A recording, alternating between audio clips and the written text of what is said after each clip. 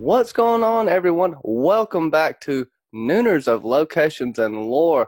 This week we have White Harbor. Special guest is Aaron Phillips, aka Fake Aria from Bravosi Broadcast.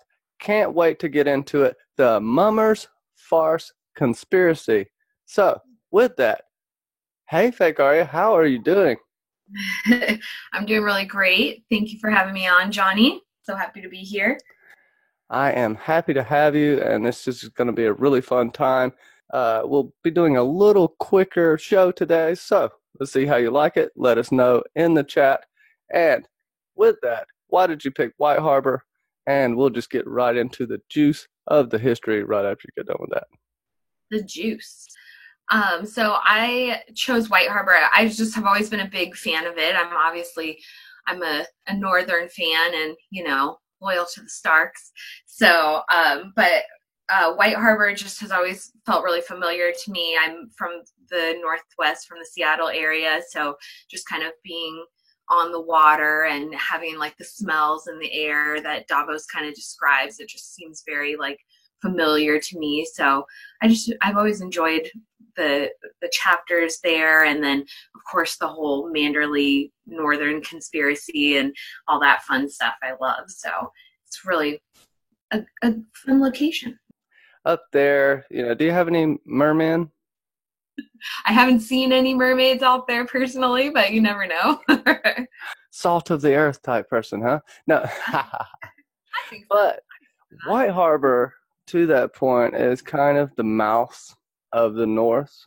And with that, you said Davos Seaworth. You may be an honorary Seaworth. Um, I'm going to read two paragraphs from Davos Chapter 4, Dance of Dragons. After their fall, the castle had passed through many other hands. House Flint held it for a century, House Locke for almost two. Slates, Longs, Holts, and Ashwoods had held sway here, charged by Winterfell to keep the river safe. Reavers from the Three Sisters took the castle once, making it their toehold in the north. During the wars between Winterfell and the Vale, it was besieged by Osgood Arryn, the old falcon, and burned by his son, the one remembered as the Talon. When old Edric Stark had grown too feeble to defend his realm, the Wolf's Den was captured by slavers from the Stepstones. They would brand their captives with hot irons and break them to the whip before shipping them off across the sea. And these same black stone walls bore witness. Then a long, cruel winter fell, said Sir Bartimaeus. The white knife froze hard, and even the firth was icing up.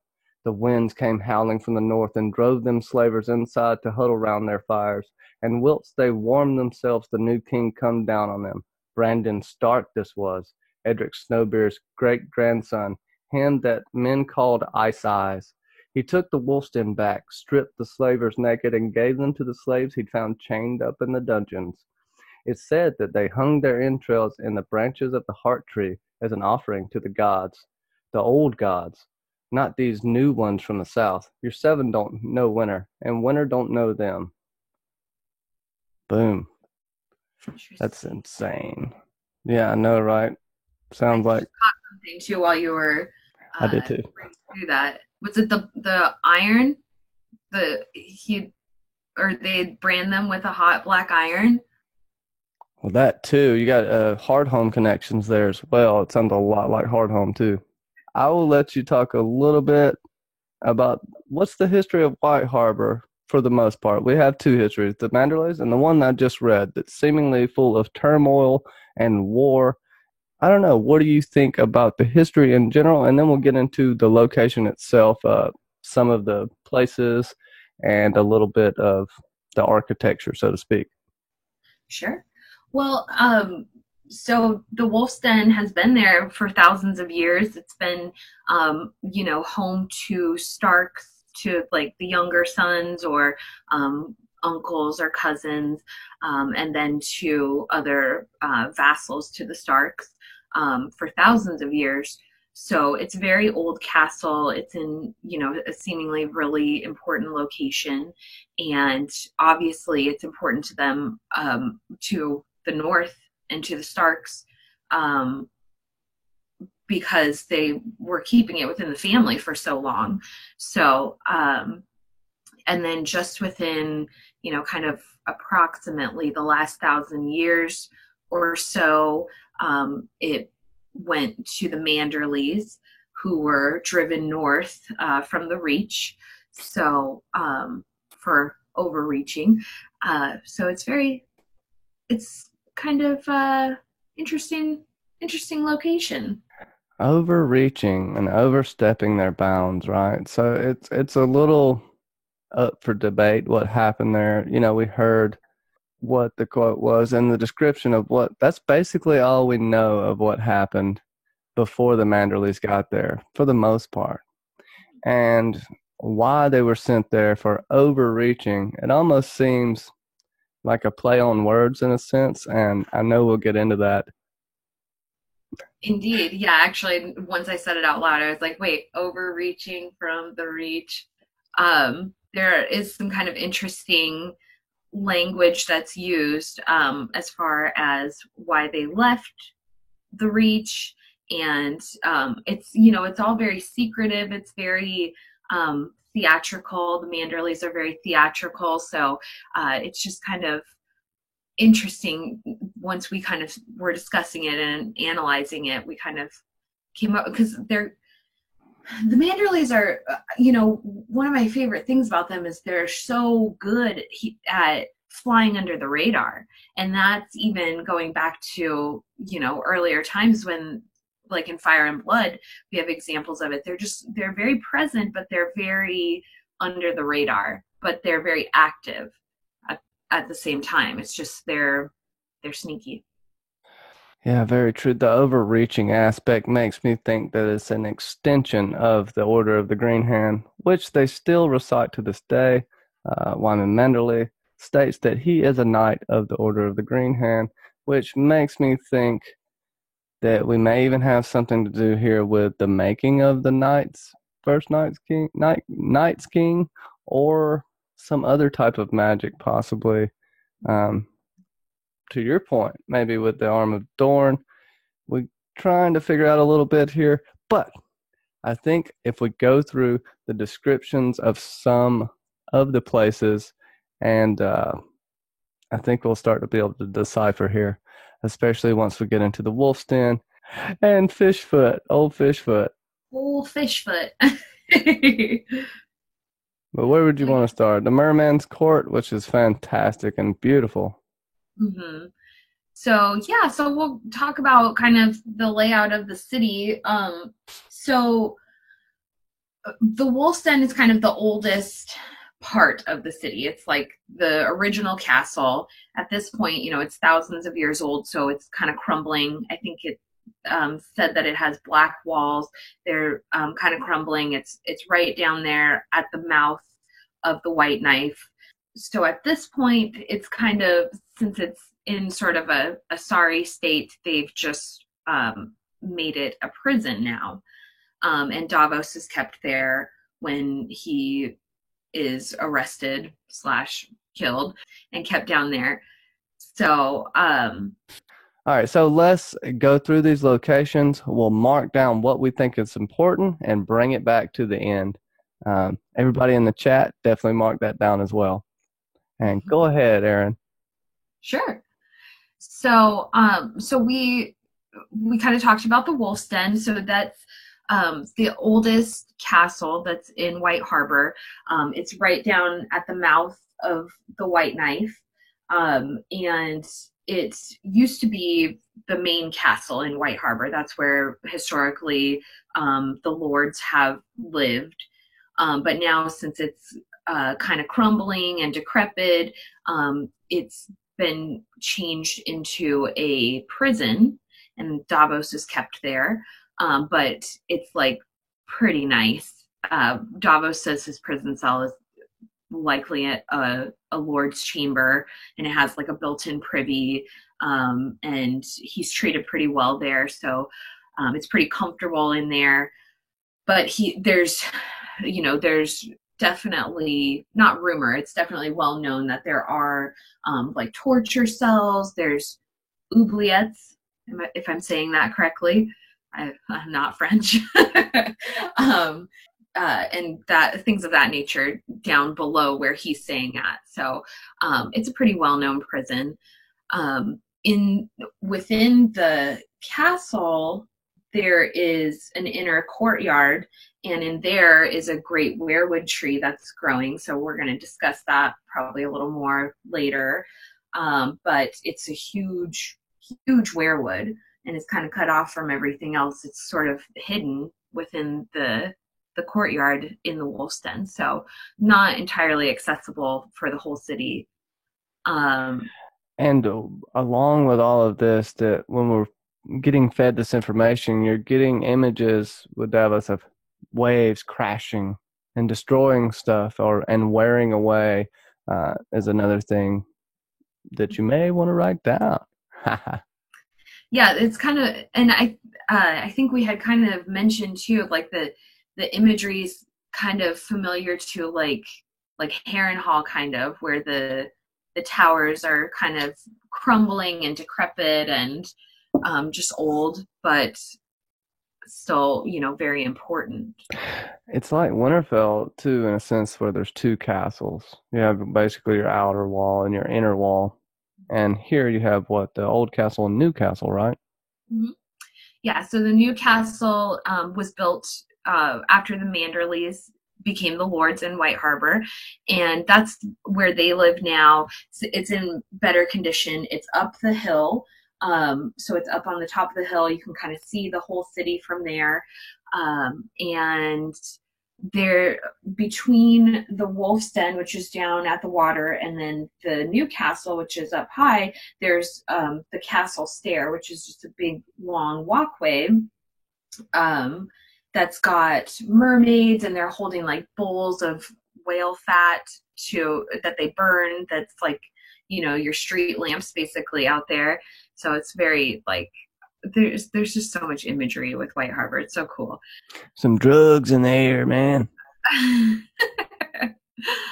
um, but yeah, so then, and then below the castle stair, that's kind of a very interesting and important aspect. So below the castle stair, there's a hidden corridor basically that runs between the new castle and the Wolf's Den, and we see Davos pass through that hidden area when he's with Robert Glover, and then he's taken to that hidden meeting room that is below the Merman's Court, and you can hear like the feast and everything going on above.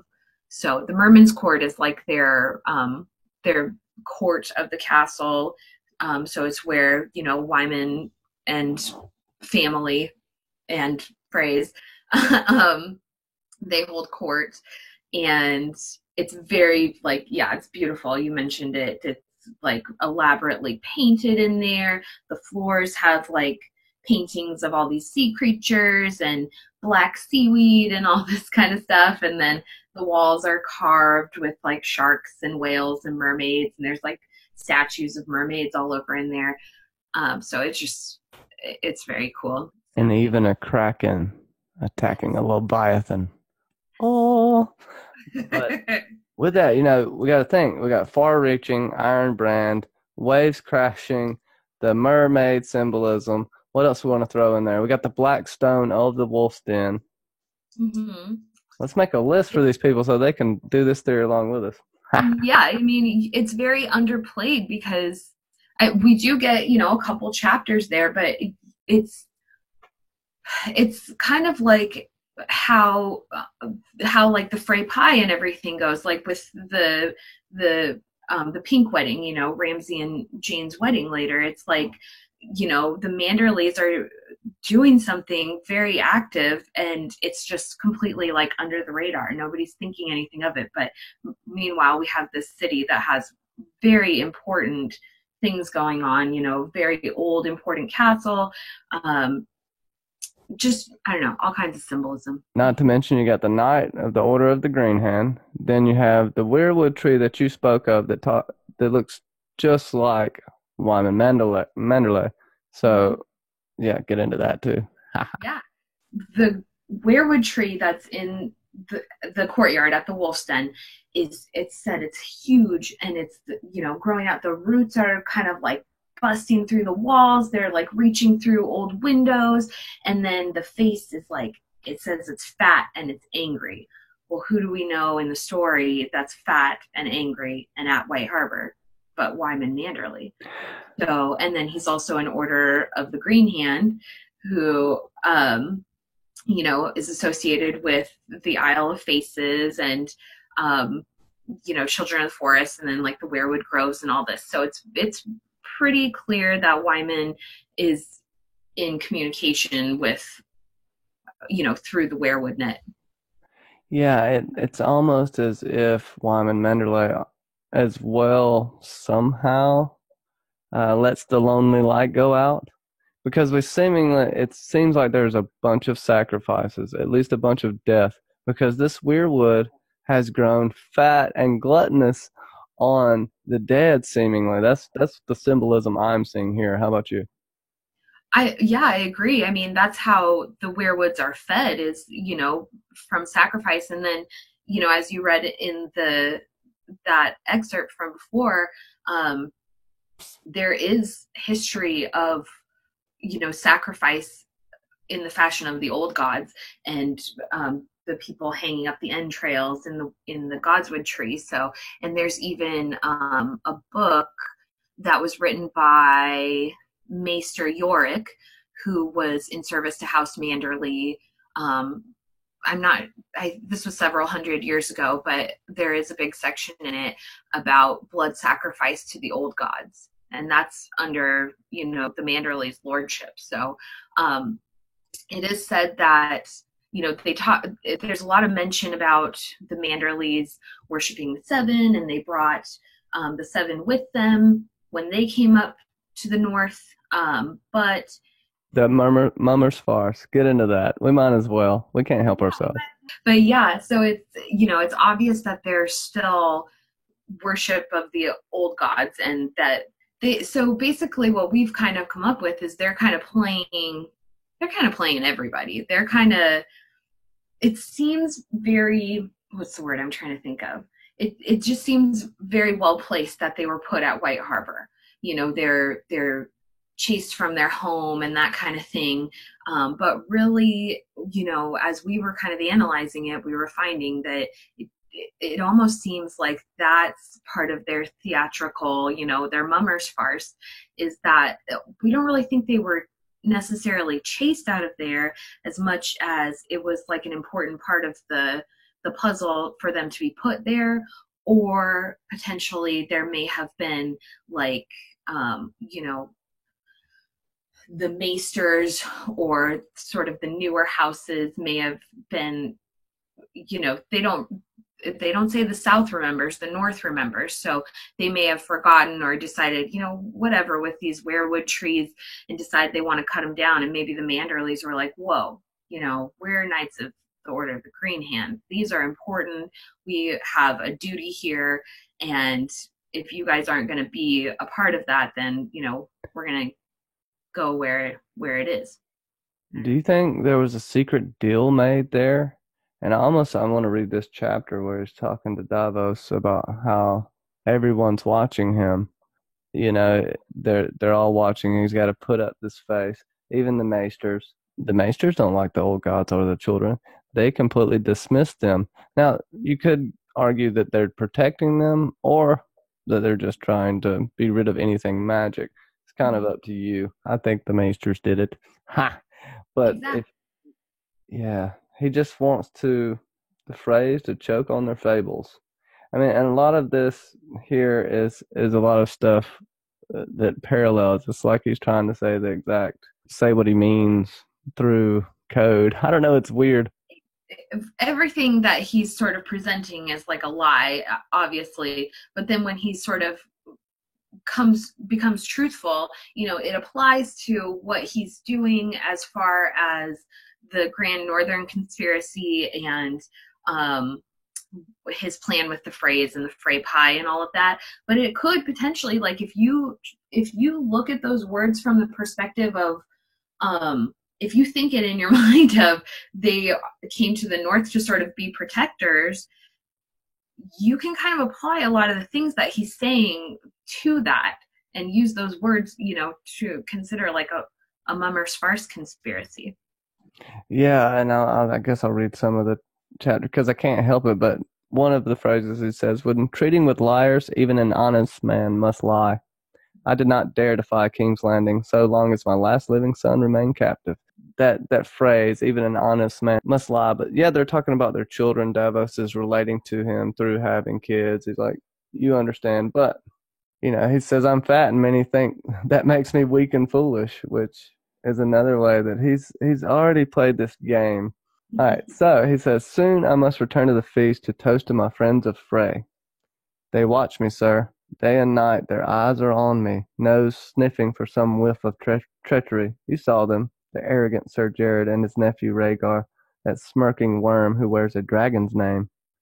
And behind them both stands Simon, clinking coins."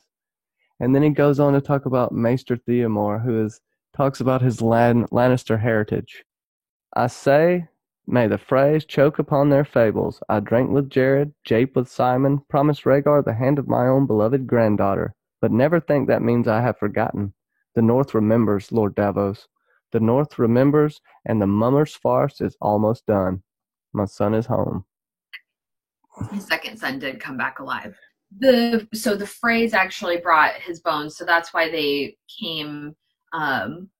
Godric Burrell mentions that he saw them in port in somewhere in the Three Sisters, and they were bringing Wendell's bones home, but Wyman refused to bend the knee until he got Willis home, which is his second son. So he does get him home, and that's when they're having that feast that Davos hears above above their little secret meeting room. Yeah, that's a really good point. As far as Wyman Menderle, he seems like a showman, right? He almost seems like a mummer that you read about in the books. He even acts the show. He speaks boisterously. He even overplays it slightly. Even when he's talking about, well, I'm sure they'll believe I was on the toilet for a long time. Basically, is what he said. Exactly. And he's just dramatic about it. The way he even talks about getting revenge. He goes on this whole monologue. So that's where we're coming from with the Mummer's farce. And then you also have old Fishfoot, Triton possibly, and the Trident. I won't take your shine though.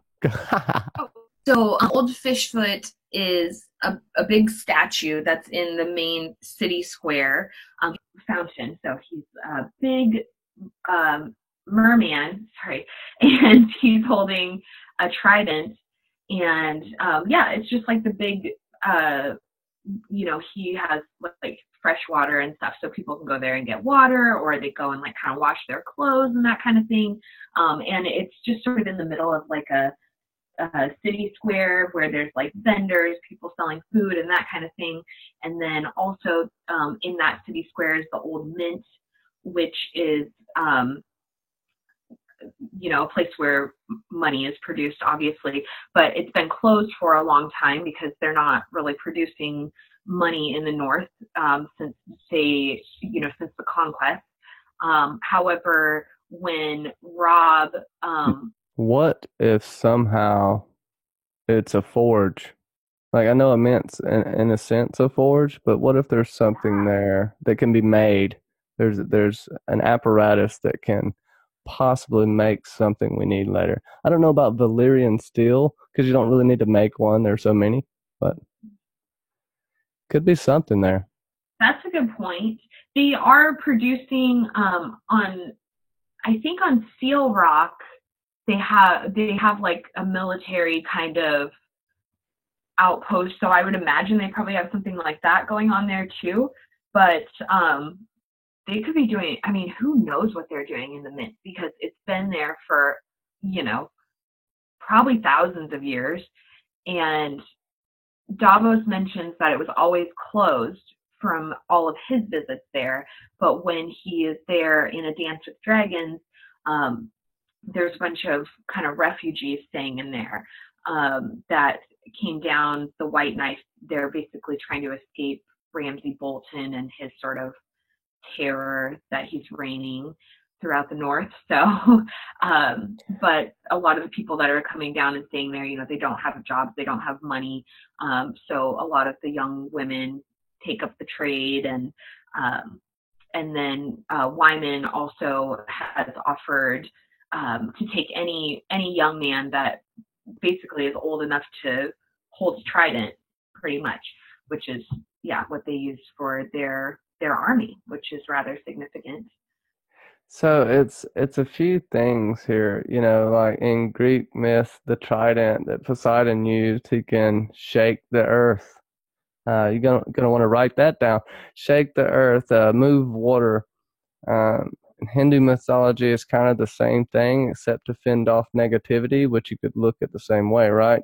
And then the Taoism, it being like summoning or inviting the presence of deities and summoning spirits. This goes back into maybe that's where they made the Night's King or the others, if the others aren't just a separate entity.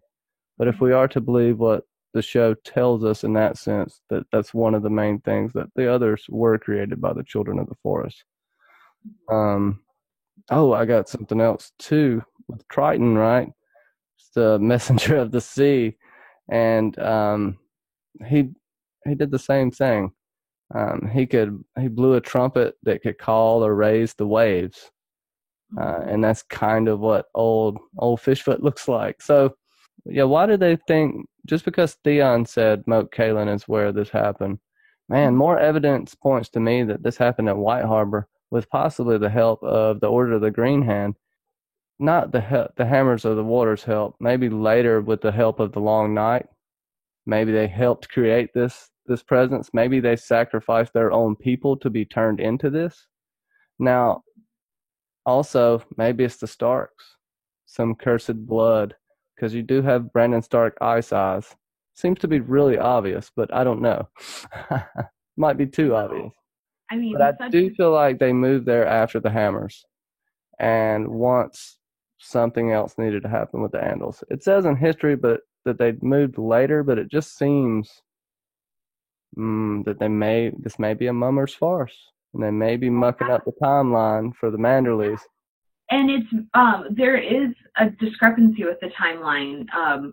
So we get from Wyla Manderley, she says 1,000 years before the conquest was when they came there. So that would put them like about 1,300 years ago that they moved there. But Godric Burrell, he recalls them. He says something like twas only 900 years ago or something like that. So there is a discrepancy with the timeline as far as how long they've been there. And did the last long night come about 1,000 years ago?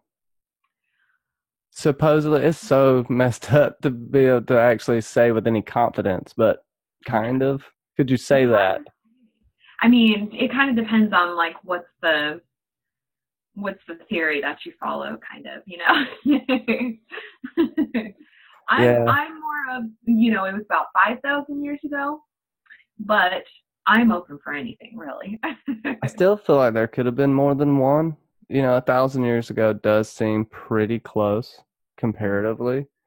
But that would lend the credence that there was more than one. As far as the flood goes, we can just attribute that to the Andals. It may have been natural, but more looking at this with the symbolism of White Harbor, I can float the magic boat, so to speak. So it wouldn't be that hard for me to get there with it. That's another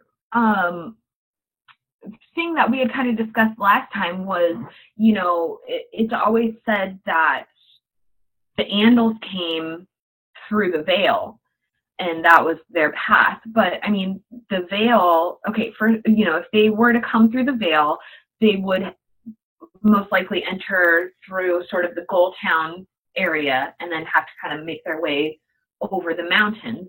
But I mean, really, White Harbor is not terribly far from the Vale, and it's kind of like an easier entry. I mean, if they're already passing over the sea, like why go to a location where they're going to have to like go over mountains to get anywhere? Where White Harbor, you can literally kind of just sail on in and you're right there and get right in. So I don't know. I find that a little bit interesting with like, and then as far as like the long night and everything, because I kind of have my own theory that the Andals brought the long night, so that could kind of work into that.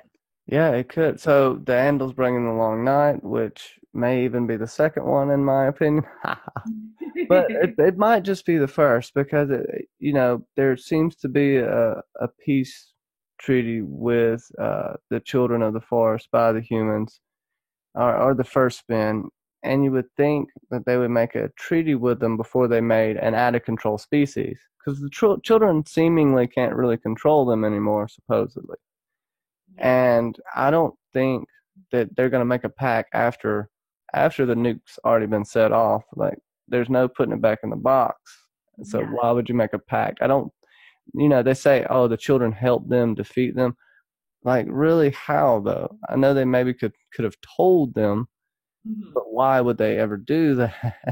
Yeah, And then why would you reach for a peace treaty? Like, where would the children be to go look for a peace treaty once this long night's happening? I don't think you're even going to have time to think about that unless, yeah, you would have to have a child of the forest walk up with another and be like, okay, you want a deal, or I'm going to let him.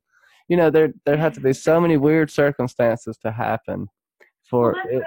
going Yeah. back to why I was saying like they had to have started building the wall like a significant amount of time before the long night, became like a full-fledged problem. It's not like you're going to start like building like it took a while to build a huge wall like that.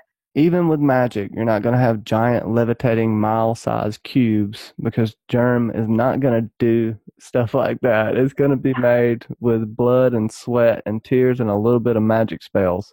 That's how it goes. Exactly. It's always a little bit believable. I mean, there might be like a magic filler, but like yeah, it's got to be somewhat believable. And I did some math, and I am not good at math, but I did some math, and it was based on like the calculations of how long it took to build like Hadrian's Wall, and I kind of like somehow did a math equation that I will not probably be able to explain. Well, just say what your best guess is. I'm sure it's very well thought out and informed. Well, I would be happy to share my spreadsheet with you guys, and then maybe you could figure out my math because I can't even honestly. But no, I figure at the bare minimum, like they would have had to have been building the wall for like at least 65 to 100 years. If it's going to be like the 13th Lord Commander and all that kind of stuff, like factoring in, it would be like 65 to 100 years they would have to spend building the wall before they could start like trapping people behind it and having it be like a resource for that. Yeah, it would take more time than that, in my opinion. Like, that's a huge wall. Yeah, I mean, it's like 300 miles across. And Hadrian's Wall was, I think, like 28 miles across. No, that's not true. I think it was like 75 miles across or something like that. But it took like 25 years for them to build it, like 20 feet wall or 20 feet tall or 25 feet tall. Yeah, and you're talking about a 700-foot tall wall of ice is what we got in the wall too, right? That's Exactly. I almost feel like, what if the wall was built to keep the Starks out? And the Starks ended up becoming this cursed race, and then they split off.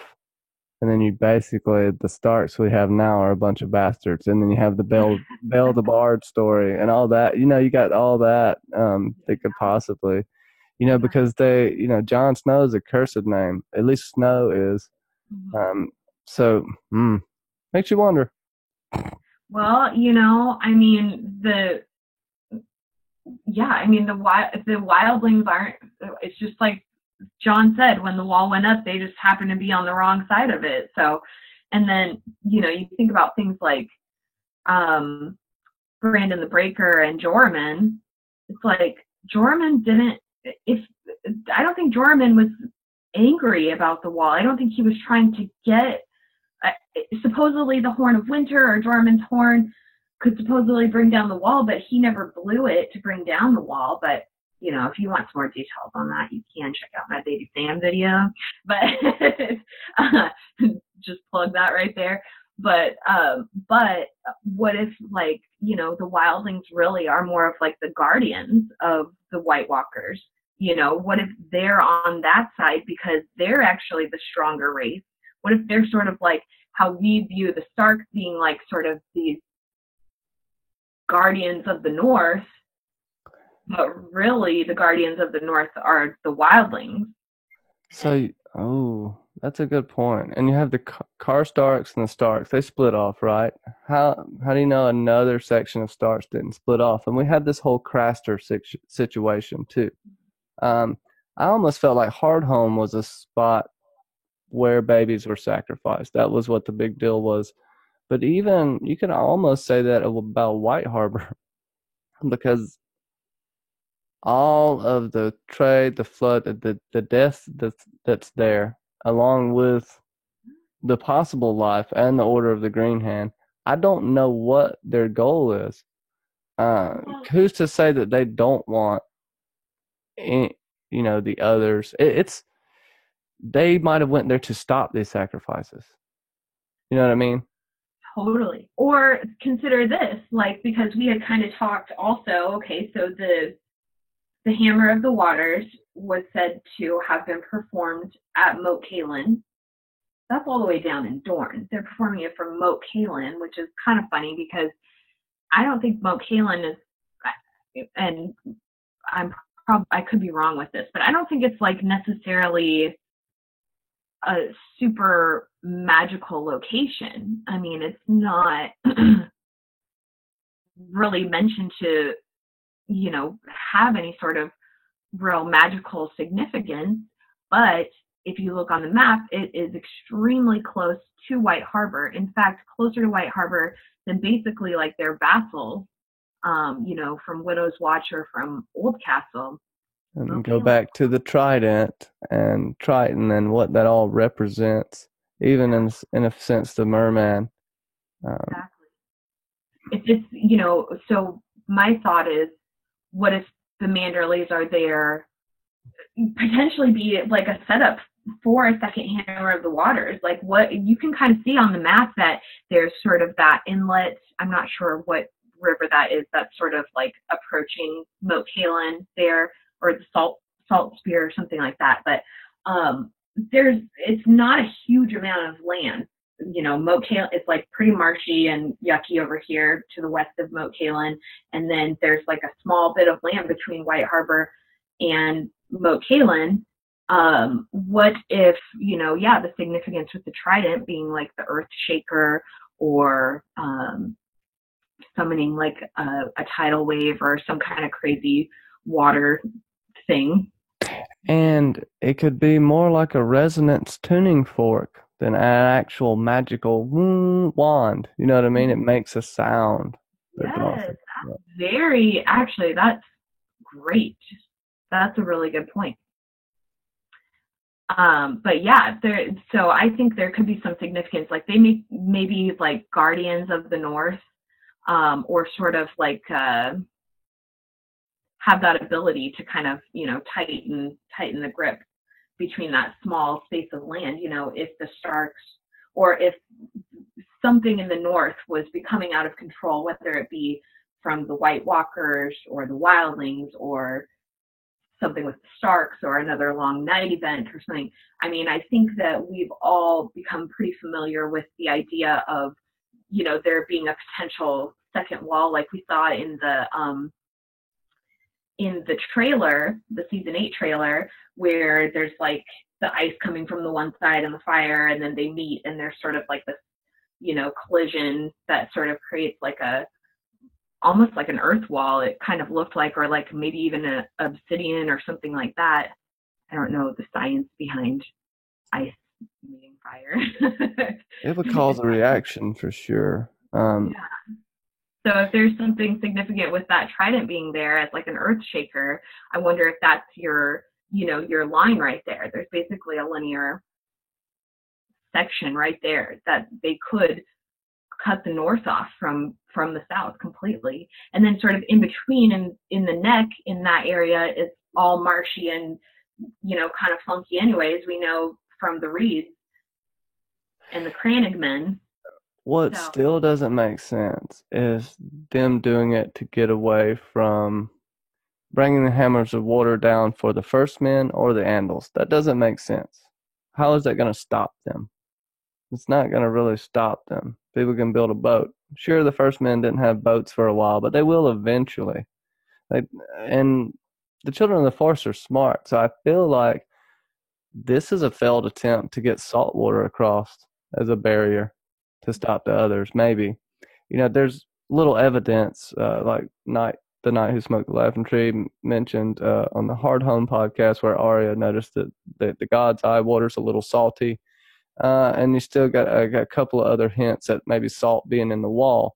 Now, it's not, I'd say it's close to canon, but I still leave it open just because stuff changes. But yeah, I think it could be a failed attempt to get salt water across.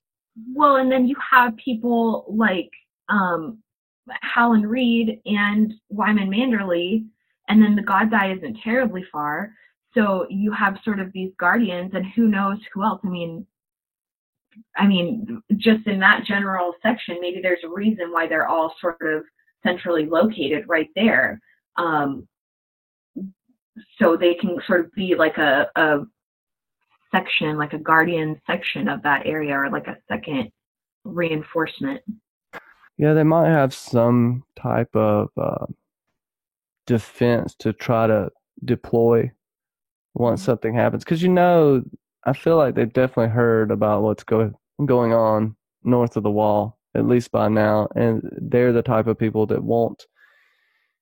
I mean, the Manderleys in general, Knights of the Order of the Green Hand, are not going to take this lightly, and people of the North kind of believe it. It's still a myth, though, and the fact that this is so prevalent right here and so far away from the God's Eye and so far away from anyone else that has anything to do with the Order of the Green Hand, it has to be super, super significant.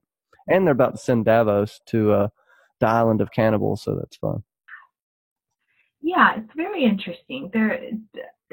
I wonder if, well, as you just said, they're probably aware of what's going on north of the wall and the White Walkers and that kind of thing.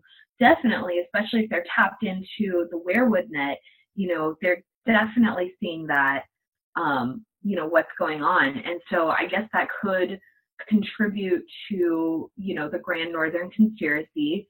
It could contribute to him trying to get Rickon, get him back. There needs to be a Stark in Winterfell, and I think that that's something that all the Northmen are familiar with. They're what the reason behind that is, is still kind of up in the air. But I think that Wyman knows how important it is to have a Stark around. So yeah, being tapped into the weirwood, it's interesting. He's obviously like, I think that Howland Reed is in Greywater Watch kind of like stuck in a weirwood situation, almost like Bloodraven, but I think he's going to be like Bran's kind of second life coach type person on kind of like his hero's journey. Well, he went to the God's Eye for a reason. There's you don't just happen upon the God's Eye. Like that's fate in this world. They don't let just anybody on that island at all. Like anyone that's tried to get out there has failed, except for Howland Reed and Adam Valerion. So it's interesting, and he's such an important player, and I think that Wyman is definitely in communication with him. So I think they're working towards the common goal for sure. And getting Rickon back in the picture, they're not focused on Bran, even though they're tapped into the weirwood net. They would know that Bran is alive, and what he's up to. He's not after Bran, he's after Rickon. So that's kind of an interesting aspect as well. Yeah, and another thing to throw out, like they sacrifice him. They sacrificed Davos. Davos is dead, you know. They found someone who looked like him, cut his beard to match, chopped that dude's hands and feet and head off, put one up on a post, and popped the onion in his mouth. Also, I know we were talking about the other day, Oris Baratheon, when he went on his final adventure, if I'm not, yeah, Oris One Hand, went on his final adventure, took the hands and feet of, I want to say, the Vulture King, and then had him strung up like an onion uh, on his way back. And his son's name was Davos. Have to throw that out there every time. It makes you wonder if Davos is some sort of has a secret heritage, not necessarily Baratheon, but that might point to him being more than he knows he is. Because we've seen that in a lot of people. And there's been mention of, with Melisandre and Kingsblood, and she kind of made a few hints at Davos and trying to kind of get him. So that's interesting. Kingsblood. Well, you got Seal Rock too at White Harbor, small island. It's outside the city, but it has a ring fort from the First Men there. Mm-hmm. The other place we kind of know of one is the Fist of the First Men. Now, this points more to me, this is close to the city. This points way more to me to this being a central focal point for the others and the Children of the Forest, and obviously the Knights of the Order of the Green Hand, because you as well, had to go back to Brandon Stark, Ice Eyes. You cannot disregard that because winter came and then he came. Like, it sounds just like the others in the book. Like the ice, the first froze, and instead of the others coming, it was a Stark. And so, yeah, go with that wherever you want. Ha! I like that. It was a Stark. Yeah, and it is significant, actually. Come to think of it, with the ring fort on Seal Rock. So Seal Rock is basically right outside of the city in the mouth of the White Knife, and it's a small island, and it's sort of basically like a military kind of fortress or something, and they have a ring fort of rocks, and actually it kind of makes you think of like the ring fort where the Night King was made, like you had mentioned. So, well, also this could be where the ritual was to bring the hammers as well, because we know that, well, seemingly the water might be higher than it was in the past, and the ring fort might have been accessible, and the only part that's sticking out is where they would have been safe from doing the ritual. And if it's to stop the others, you'd want that salt water in between you. That's a lot of fine tuning with a tuning fork, but had to throw it out there while I was thinking about it. Ha! Yeah, it's like either White Harbor has something going on, or they're just like literally a source of like a melting pot of symbolism connecting them to like other very significant moments. It's interesting what they've got going on over there. Well, I mean, the more I think about it, it's impossible for there not to be something of the nature we were thinking of going there. We got the Knight of the Order of the Green Hand, the far-reaching reach, the iron branding, which I'll let you talk about in just a second, the waves crashing and eroding and pounding into the side of the black stones in certain cases. You have the lamprey pie, which we can get into a little bit, the mummer's farce, which is this cover-up, playing the game, letting everyone see you. We worship the seven. We go by the king's laws. We get this, but we have this secret mission that we can't let this and this and this happen. We can't let the others come. We can't let the weirwoods be chopped down. We must protect the old gods. And we have the trident and what Triton represents as well. Also, the weirwood, the swollen weirwood from gluttony and possible bodies and sacrifice. If you just look there, there's so many things that pile up as far as dead. The dead just pile up there. And when I say that, ding, ding, ding, it's just even more like, he's holding out on us, but George gave us a lot with this. And even yeah, I could probably go along a list of a billion other things, but let's keep going and let's see if we can find the end of this rabbit hole. I doubt it, but we'll I try. just had a satisfying thought too, um, in that I wonder if when he made Frey pie, I wonder if they like sacrificed the entrails of the Freys in their great weirwood tree. Wouldn't that just be like that'd be somewhat satisfying? Ooh, yeah, Because that'd not be like you're nice. cooking up their guts and their intestines in your pie. That's going to be their meaty parts, so they can fool everyone. So, anyway. You'd have to give at least a little bit to the old gods if they did it anyways, They would have Yep. to, as being a knight in the Order of the Green Hand. There's no way that weirwood got that big. What else do you got for us with White Harbor? And then me and you both are going to try to put together our theories, whether they be crazy, wrong, or right. Who gives a hell? We're going to try to put what we have together and at least make an interesting story. Basically, well, the last few things we can cover, is just kind of their presence in Fire and Blood. They were very present kind of throughout the story. Nothing like super crazy or anything like that. But so when Enough to know, right, that they're important. Enough to know that they must stop there, that this is a place that always gets stopped at while entering the north.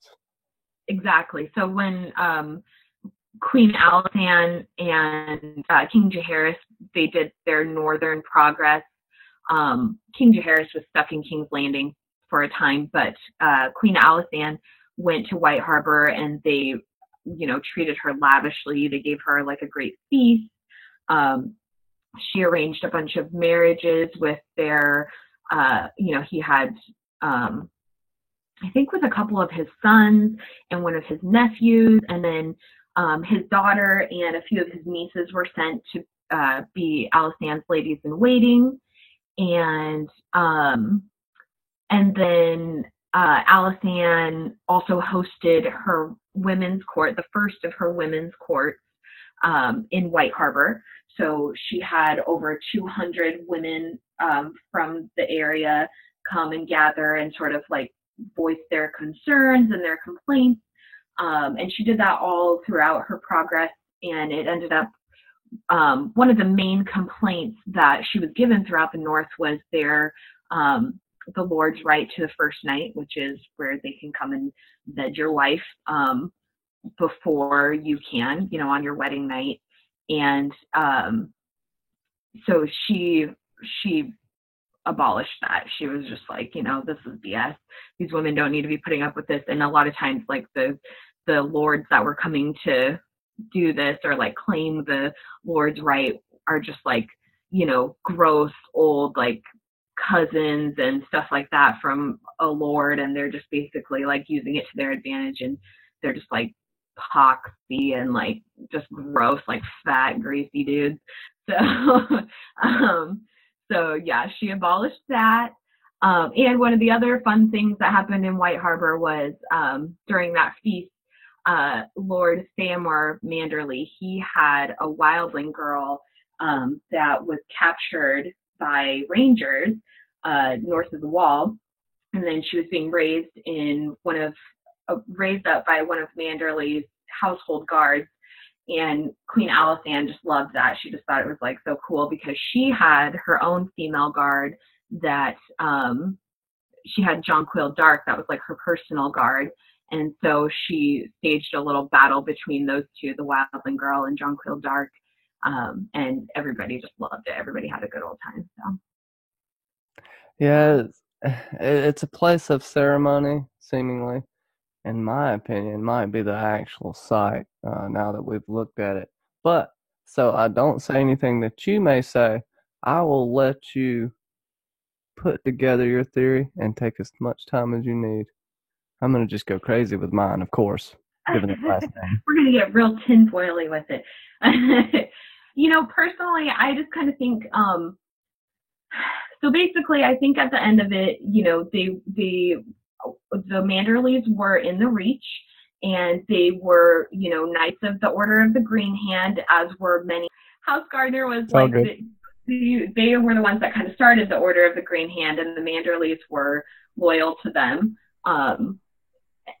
So I think that that's like kind of where this all started, and then they were overreaching. That's how it's mentioned. They're overreaching, and they became too powerful and too successful and that kind of thing. So they were pushed out, and that just kind of doesn't even really make sense, to be perfectly honest. I just got a theory of why they got pushed out. The Yeah, Grand Maester conspiracy, right? that's very true. Yeah, plausible. I think it was all plotted. I think it was planned, and it was put on display as they were, being driven out of there, being kicked out of there. But really, they had a duty, and probably the power of the Order of the Green Hand and sort of loyalty to the old gods and that thing, that kind of thing, were waning, and the power of the maesters and that sort of thing were increasing. So in order to appear obedient to that way of life, they were like, we're going to take the seven, we're going to go spread the word, and we're going to move up there, and we're being driven out of our place. But yet there wasn't any fighting, there wasn't any war, anything like that from this great powerful house. They didn't hire sellswords or anything of that nature. So I think that I think they were strategically placed there up at White Harbor to be kind of guardians, and be in place as Knights of the Order of the Green Hand, and sort of just really lock down that region in the neck. I think that that's kind of vital for them, because they don't want any bad stuff from the north passing south. So they're kind of set up. They've got their tridents. There's the potential of earth shaking or summoning tidal waves. These are things that, if they're not a permanent fix, they're definitely a deterrent from any kind of real permanent issues from the White Walkers.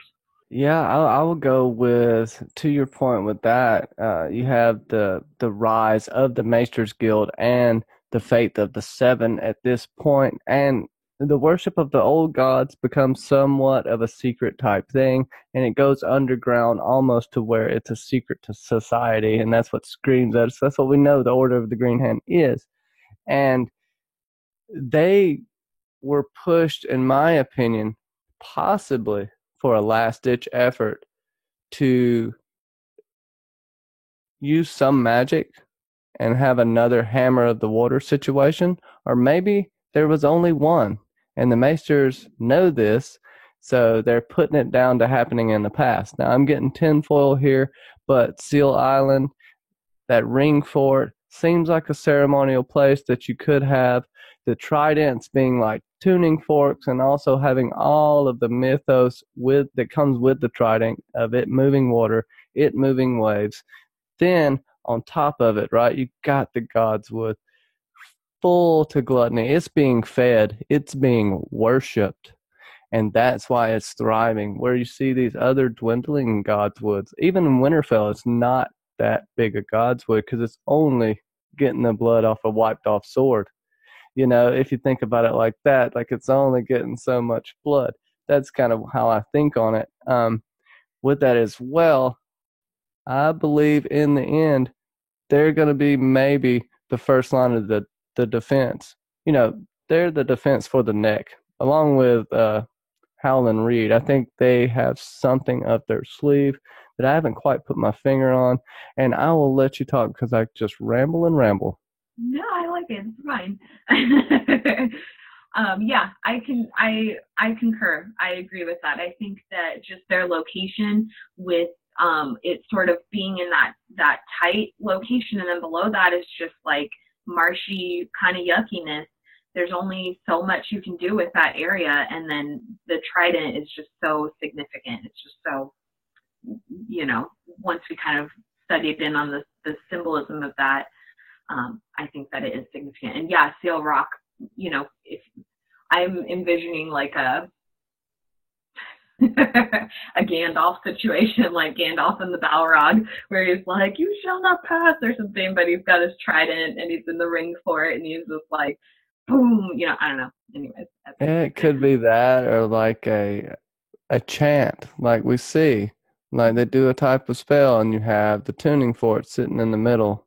And then what you're saying is amplifying, and it just builds up and builds up until whatever spell you're using is amplified through that tuning fork. Oh, I've watched too much nerdy shit. Amplified through that tuning fork and thus creating the Great Flood. Even though it wasn't quite enough, I don't think it was meant to stop the Andals. Or not the Andals, don't think it was meant to stop the first men. Because, come on, it's just water. True. Yeah. I mean, it has it has a lasting effect. That area is pretty boggy, and they're able to use that to their advantage, at least, like the Crannogmen and that sort of thing. True, it would be good for war, but if you're trying to keep someone out, it's only temporary, Yeah. right? Now, unless you're an other, which it begs the question. It says the long night came past the neck. Was this before or after the hammer of the waters? That's the big question. Because they'll say it was, so the hammer of the waters was before the long night, and that even lends more credence to me that it was uh, possibly made closer in the same time or once this threat was seen, because not long after that you do have the long night. Now, you could say, oh, it's a few hundred years or 1,000. It's still not a long time. When you're talking about seeing the future and salt water, which it's got to be some type of brackish water there. There might be a spot where there isn't, but the way it moves, it seems like it was made more for the others to be kept out than man, because man lives in that horrible place. They are the Crannogmen, but they actually live there. And I just don't think the children had that little foresight to where they think this flood would just work and keep them safe for a long time. They seem wiser than that to me. That's true. Yeah, unless it's like they were, there's the potential for another wall being made versus like a water situation. I don't know. That might be a little more effective. Or again, at least it's just a deterrent versus like an actual long-term solution. And I mean, all that did happen in the Age of Heroes, and you could say that the wall being built relatively close when you look at time as a whole, not from our little perspective, but time as a whole is relatively close to the wall being built and the hammer of the waters happening. So I do think there's a correlation there, and the fact that Germ purposely mucks up history and messes up the timelines, just like real history on purpose.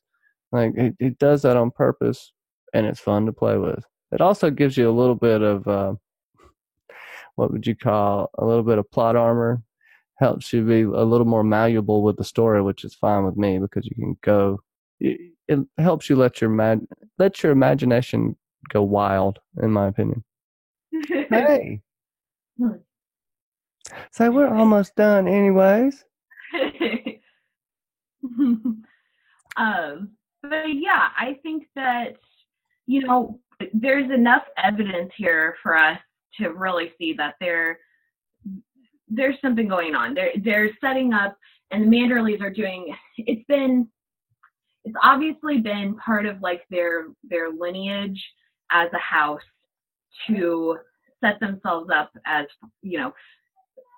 kind of as these theatrical mummers, because you can even see throughout history that Lord Theomer and Aegon III had a Manderley lord that was also his Lord Torrhen. And so they all have sort of this theatrical nature. So I think it's kind of part of their house as much as any of the other houses, with like their, sort of personality type that they have. I think theatrical is part of the Manderleys forefront, but I think that that's like a huge part of their, who they are. They're there trying to represent, they kind of have the chivalrous, like knightly, that sort of aspect of their, like the Southern sort of knightly things, knightly habits, I guess you would say, versus the Northern, sort of stern nature. So they bring that with them, but I think it is a huge part of like their mummers farce because they are staunchly loyal to the Starks. And, we know that for a fact.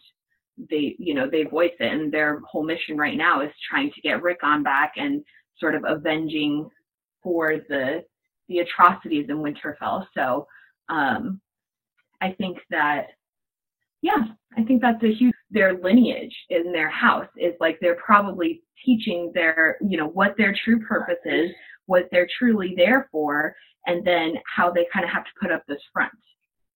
Yeah, that makes me think about Davos with all the colored holes and sails that he saw, the different from Lys and Mir, and I think he even saw a possible Mummers troop ship.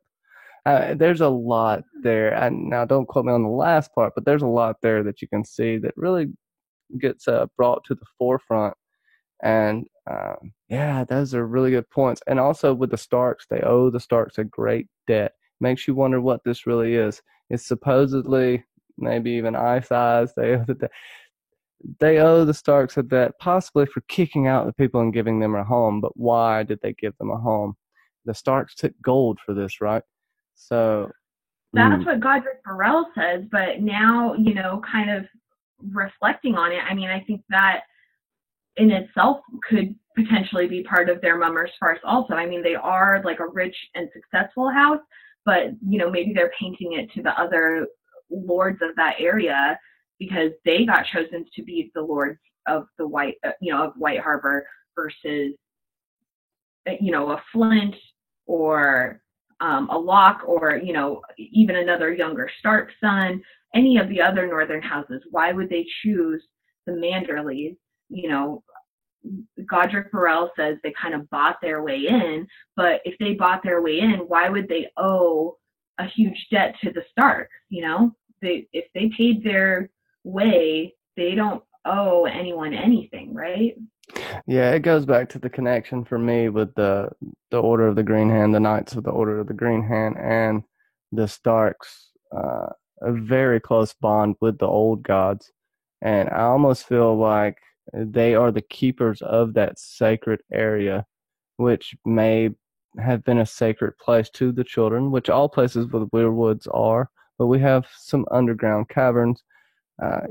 Somewhat, we have the Seal Island, like we talked about earlier. I think there's a magic there. Weirwoods, yeah, they feed on blood. This one's very big compared to any of them. And that's something to note. I think it's a combination of the sacrifices. I think it's a combination of the location, having a little more magic in that area. The ring fort's very important, and it's definitely a mummer's farce. I don't even know if I think the gold may be some sort of lie, just to make it look like they did something to get the land. I believe it might have been mutually agreed because the Starks made a deal with them to always keep the old gods, and knowing that they're Order of the Green Hand, they knew them capable of doing this. That's my thoughts. I like it. I can agree. Yeah, it makes sense. And one thing that we had kind of discussed the other day was them having so much access with this location, being such a huge port. There's ships coming in and out all the time, and the Wolf's Den now being a prison, it's like they could be arresting, sailors that come into port and, act a fool or do whatever. They take them prisoner. Their ship leaves without them, and then all of a sudden they've got this random prisoner. We could have seen it with the guy that was killed for Davos, potentially from the Freys that were made into the pie. They could have a really great access to having prisoners to sacrifice. and make blood sacrifice to their tree. And you know, nobody's going to be questioning their losses. You know, there's nobody missing from town, or any, you know, there's no locals missing if they just take like random sailors or whatever troublemakers. I think that's kind of a Well, Lord Godric told Davos, yeah. I can either forget you weren't here, or I can hang you and gut you and let your entrails hang out while you hang, basically. So there's another piece of evidence that points to that. Holy smokes. Yeah, I think we've uncovered almost the entire thing. Let us know in the chat what the hell you think happened here. I do believe everything from possibly even the others being made here, and more than likely some sort of ritual, be it albeit a combined ritual with the one that happened at Moat Cailin, or just Moat Cailin is a red herring as far as that goes, and the real place got lost to history, or was deliberately changed by the Manderleys to keep the secret, keep this Mummers farce up. And I'll let you give your final thoughts and tell everybody where they can find you. And hey, baby. Yeah, I agree. I think, you know, they're doing the Mummers farce on another level. You know, we see the aspect of like the Grand Northern conspiracy, but I think it's even grander than we even imagine. And there could be other lords that are tied into it, you know, even like Barbary Dustin or something of that nature. Sorry, I've got a yeller back there. We know for a fact Wyman's tapped into the weirwood net. You know, Howland's tapped into the weirwood net. Bran's tapped in. Bloodraven. All these people, you know, they're obviously in some sort of central communication. So I think that, you know, we've established White Harbor is a power point, a power source. I think Seal Rock especially is just like a great, like you were saying, like the Trident, and just like a great, you know, location for power. Sorry about that. trying to outspeak you. She's a singer. But yeah, so I think that, you know, hopefully we will see, I mean, I don't even think it's a question. I think in the books, we're definitely going to see some more. We're going to see something powerful coming from that location. We've had enough hints that it's a powerful location. So I'm excited to see what we're going to see from that. Yeah. Me too. It's an honor to have you on. I think we'll have to communicate back and forth and figure out some stuff, because we bounce off of each other well, and it was a pleasure. Where can everybody find you at? And if you want to tell them all of the places they can find you. I know how it gets weird out here. Oh, not too weird, hopefully. But no. So you can find me at Bravo C Broadcast on YouTube with my partner in crime, Solo Siren, and we make videos on theories and character analysis, and we also incorporate recipes and cooking from, you know, different recipes from the book, and kind of fun stuff that we come up with that's based on characters or whatever weird things, like cold hand elk.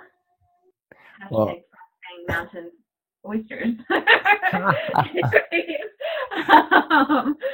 But yeah, so our next video we're working on is about Sansa, and our last one we did was about baby Sam, so I highly recommend checking that one out. It was really fun to make.